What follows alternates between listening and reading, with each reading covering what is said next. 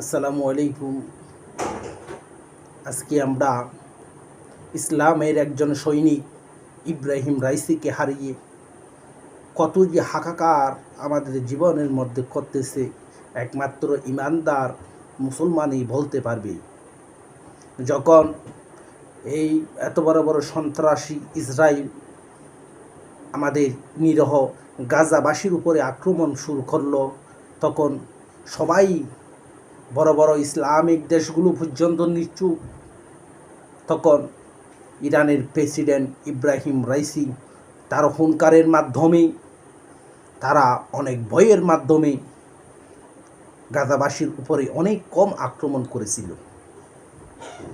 যে Ebrahim Raisi হাতের উপরে কোরআন নিয়ে শপথ করে পর্যন্ত বলতো, ইসলামের বিরুদ্ধে যারা কথা বলবে তাদের উপরে আমি ইব্রাহিম রাইসি যতদিন পর্যন্ত জীবিত থাকব, যতক্ষণ পর্যন্ত আমার প্রাণের মধ্যে জান থাকবে, আমি তাদের মোকাবিলা করব।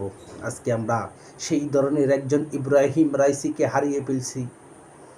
সারা ইরান আজকে খান্নাই, ইরানের আকাশ বাতাস মুখরিত। আজকে ইব্রাহিম রাইসি নেই, তার লাশের সন্ধানও আমরা ভালোভাবে খুঁজে পাইলাম না। আল্লাহ তাকে শহীদের মর্যাদা দান করুক, সকলে বলি আমিন। ইব্রাহিম রাইসির মতো একজন বীর সৈনিক দেশের মধ্যে খুবই অভাব। সারা বিশ্বের মুসলমানদের জন্য তিনি একজন ছিলেন মডেল। আজকে তাকে হারিয়ে আমরা আমাদের কলিজার মধ্যে হাহাকার সৃষ্টি হয়েছে।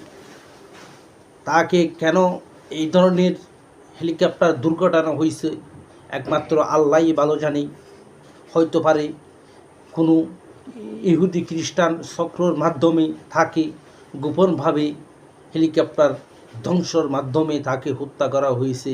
হতে পারে তার কপালেই এই ধরনের একটা দুর্ঘটনার মাধ্যমে মৃত্যু হবে। আগে শহীদের মর্যাদায় বেহেশত নসিব করুক। তার দুনিয়াবি যত ধরনের ভুল ত্রুটি থাকুক না কেন, আল্লাহ তাআলা তাকে ক্ষমা করে দিক, সকলে বলি আমিন। সকলে ইব্রাহিম রাইসির আমাদের মডেলের জন্য, আমাদের ইসলামের একজন সৈনিকের জন্য সকলে দোয়া করবেন। কারণ এই ধরনের ইসলামিক সৈনিক আর আসবে কি না হয়তো জানি না। তিনি ছিলেন একজন আমাদের মুসলমানদের জন্য অনেক বড় একজন মডেল। আজকে আমরা তাকে হারানোর মাধ্যমে আস্তে আস্তে টের পাবো আমরা কি হারিয়েছি, আজকে আমরা কোথায়।